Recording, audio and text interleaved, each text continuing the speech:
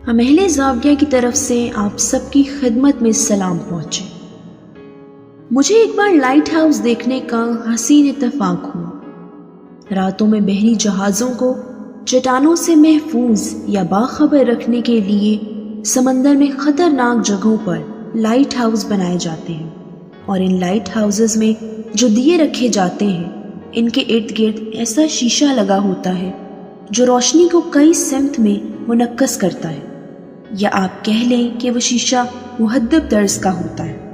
خواتین و حضرات، آپ یقین کریں کہ وہ لائٹ ہاؤس میں لگا چھوٹا سا دیا مٹی کے تیل یا کیروسین آئل سے جلتا ہے، اور ان لائٹ ہاؤسز میں اسے جلانے کے لیے ملازم رکھا جاتا ہے جو اپنی ذمہ داری سے اسے سرشام روشن کر دیتا ہے تاکہ جہاز بھٹک کر بھول سے کسی چٹان سے نہ ٹکرا جائے۔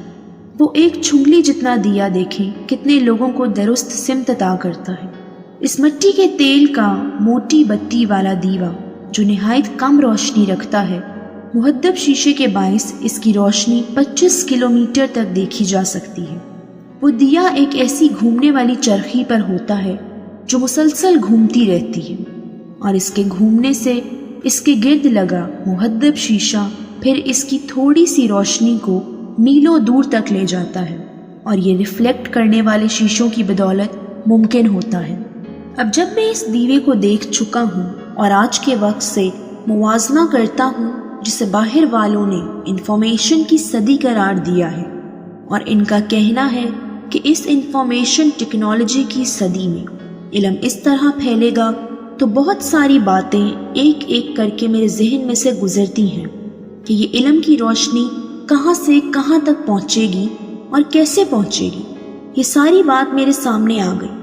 چونکہ میری زیادہ سٹڈی مذہب پر ہوتی ہے، گو میں اس سٹڈی سے کسی منزل پر نہیں پہنچ سکا، لیکن میری زیادہ توجہ اسی نقطے پر مرکوز ہے کہ مذہب کیسے ٹریول کر کے اور لمبے فاصلے طے کر کے پیدل چلتا ہوا کہاں سے کہاں تک پہنچ جاتا ہے۔ یہ راز مجھ پر ابھی تک نہیں کھل سکا۔ آج کل کے میرے نوجوان بچے کہتے ہیں کہ جی تلواریں مار کر دوسروں کو فنا کر دیا جاتا ہے، اور اسی طرح سے انہیں اپنا مذہب سکھا دیا جاتا ہے اور سب کے گاٹے اتار کر اسلام سکھایا گیا۔ خواتین و حضرات، لیکن یہ بات تو کسی کے لیے بھی ناقابل قبول اور عقل اسے تسلیم نہیں کرتی۔ جب بندے ہی مار دیے تو پھر کیسا مذہب سیکھنا اور کن کو مذہب سکھلانا؟ جب میں اپنے ارد گرد دیکھتا ہوں تو دنیاوی معلومات ایک طرف، دینی معلومات پر اتنا لٹریچر ہمیں پہنچایا جا رہا ہے، اور میرے گھر میں ہی اتنا لٹریچر آتا ہے کہ میں اسے ٹھیک طرح سے پڑھ بھی نہیں سکتا، اور وہ سارا کا سارا لٹریچر جو انفارمیشن اور معلومات کے لیے مجھے پہنچایا جاتا ہے وہ میری ذات کے اندر نہیں اتر پاتا۔ وہ علم تو ہے اور پہنچایا بھی جا رہا ہے اور بہت دور دور تک بھیجا جا رہا ہے، لیکن ہمارے اندر جذب نہیں ہوتا۔ میرا یہ جی چاہتا ہے کہ میں حسد میں سے نکلوں۔ بیویوں میں بہت حسد ہوتا ہے، وہ کسی اور خاتون کا اپنے گھر کے قریب سے گزرنا بھی برداشت نہیں کر پاتی۔ ایک طرح سے ان کے اس حسد کی داد بھی دیتا ہوں، اور یہ اچھی بات بھی ہے، اور میں اپنی بیوی سے اکثر کہا کرتا ہوں کہ گھر اس طرح سے محفوظ رہتے ہیں کہ اگر حسد ذرا بھی نہ کیا جائے اور ہم سب مردوں پر چھوڑ دیا جائے، اور ہم حسب عادت سب اچھا کہتے ہیں اور یہی روش رکھیں گے کہ چلو یہ بھی ٹھیک ہے وہ بھی ٹھیک ہے، السلام علیکم وعلیکم السلام کہتے پھریں اور سب کو جھپیاں ڈالتے پھریں، تو اس طرح سے تو گھر برباد ہو جاتے ہیں۔ اس حوالے سے ان خواتین کی بڑی مہربانی ہے، لیکن جب یہ ضرورت سے بڑھ جاتا ہے تو خطرناک صورتحال اختیار کر جاتا ہے، اور حد سے بڑھ جانے سے کنجوسی آ جاتی ہے، پھر اس کا کلا کما کرنے کی ضرورت آتی ہے۔ خواتین و حضرات، اس کا کلا کما کرنے کے لیے خدا تعالیٰ فرماتے ہیں کہ نماز پڑھو اور روزے رکھو اور نیک عمل کرو۔ اب میں بڑا حیران بھی ہوتا ہوں اور پھنس جاتا ہوں کہ جب میں نے نماز پڑھ لی، روزہ رکھ لیا، تو کیا یہ نیک عمل نہیں ہے؟ اللہ تعالیٰ نے تیسری نیک عمل کی کیٹیگری کیوں بنائی ہے؟ میں اب تک اس کشمکش میں پھنسا ہوا ہوں کہ نیک عمل کیسے کیا جائے۔ میری طرح آپ بھی جب کسی نیک عمل کی بابت سوچیں گے تو آپ کو ارد گرد پر نظر دوڑانی ہوگی کیونکہ نیک عمل کے لیے آپ کو کوئی بندہ یا جاندار ڈھونڈنا ہوگا. کسی بڑی اماں کو پاس بٹھا کر پوچھنا ہوگا کہ اماں روٹی کھا دی ہے کہ نہیں، تیرے پت نے تینوں مارا سی، ہن تے نہیں ماردا. یہ نیک عمل ہے. کسی دوست سے اچھی بات کرنا نیک عمل کے زمرے میں آتا ہے. ابا جی کے ساتھ حسن سلوک سے پیش آنے کا نام نیک عمل ہے. لیکن یہ نیک عمل کرنے ہم نے خیر سے چھوڑے ہوئے ہیں، اور یہ ایک الگ بحث ہے. یہ جو سارا لٹریچر، ساری کتابیں اور بہت کچھ مجھے پہنچایا جا رہا ہے، یہ میرے اندر نہیں گھستا. میں ایک اچھا آدمی بننے کی کوشش کرتا ہوں، اور اللہ گواہ ہے کہ میرے اندر اچھا آدمی بننے کی خواہش بھی ہے. لیکن یہ سارا لٹریچر پڑھ چکنے کے بعد اور سن لینے کے بعد، ٹی وی کے پروگرام دیکھنے کے بعد، زاویہ دیکھنے کے بعد بھی میں وہیں کا وہیں رکا ہوا ہوں. میں کہتا ہوں کہ اشفاق صاحب بڑی اچھی بات کر رہے ہیں، لیکن اس اچھی بات کو اپنے عمل کا حصہ بنانے سے قاصر رہتا ہوں. ایک لڑکی کی آرزو یہ ہوتی ہے کہ وہ خود کو خوبصورت بنا کر رکھے، لپسٹک، پاؤڈر، کاجل لگا کر نکلے اور جسم کی خوبصورتی ظاہر ہو. پھر ساتھ ہی انسان کی آرزو ہوتی ہے کہ اندر کی خوبصورتی بھی ظاہر ہو، کیونکہ اندر کا بھی حسن ایک حسن ہوتا ہے. بسم اللہ آپ باہر کا میک اپ ضرور کریں، اچھا لگتا ہے، اور حکم بھی ہے کہ صاف ستھرے رہو.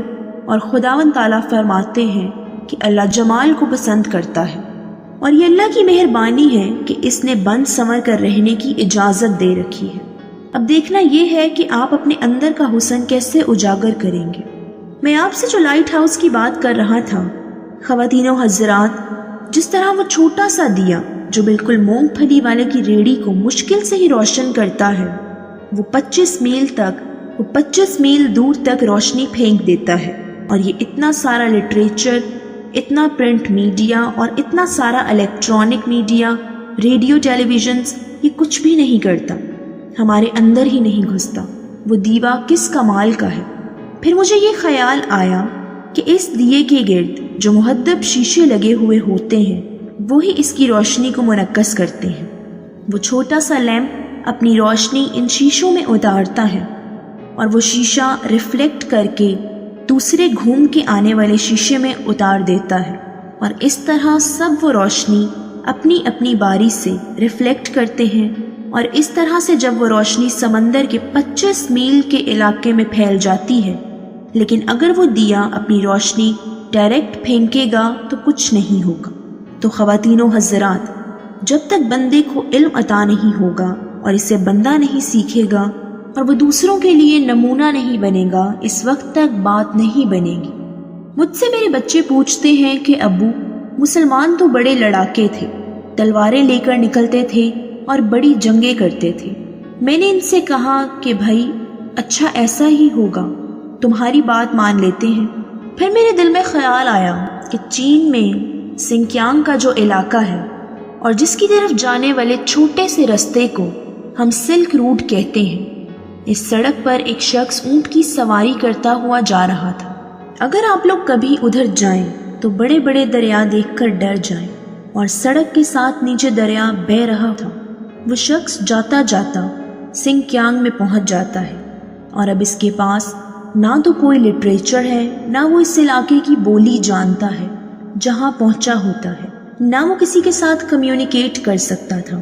وہ سنکیانگ والے اسے دیکھ کر کہتے ہیں کہ یار یہ کمال کا بندہ ہے. ایک طرف چلا جاتا ہے، پھر یہ کبھی کھڑا ہو جاتا ہے، کانوں کو ہاتھ لگاتا ہے، کبھی سجدے میں گر جاتا ہے. وہ لوگ اسے اپنی بولی میں پوچھتے ہیں کہ یار تو اتنا اچھا کیوں ہے. جیسے یہاں لاہور میں جب داتا صاحب غزنی سے آ کر راوی کنارے بیٹھے تھے اور وہ وہاں کے گائے چرانے والے ہندوؤں سے انتہائی حسن سلوک سے پیش آئے. انہیں داتا صاحب پانی کے گھڑے بھر بھر کر پلاتے تھے، لیکن ان سے کوئی بات نہ کرتے. وہ ہندو گائے بان حیران ہوتے اور کہتے کہ بابا اتنے اچھے کیوں ہو، تم نے یہ سب کچھ کہاں سے سیکھا ہے. اور وہ داتا صاحب سے آ کر کہتے تھے کہ بابا ہمیں بھی اپنے جیسا بنا لو. داتا صاحب کہتے ہیں کہ تم اپنے جیسے ہی ہو، بس ٹھنڈا پانی پیا کرو، کرنا کرانا کچھ نہیں ہے، تم نے صرف ٹھنڈا پانی پینا ہے. جب ان لوگوں نے بہت ہی زیادہ زور دیا تو داتا صاحب نے کہا کہ تم اتنے سارے خداؤں کو مانتے ہو۔ ایک گروہ فارس سے گرم مسالہ جات، بھارت کا دھاگا، کپڑا لے کر کشتی میں چلا اور ایک عجیب و غریب جزیرے پر پہنچا جس کا نام انہیں بھی نہیں آتا تھا۔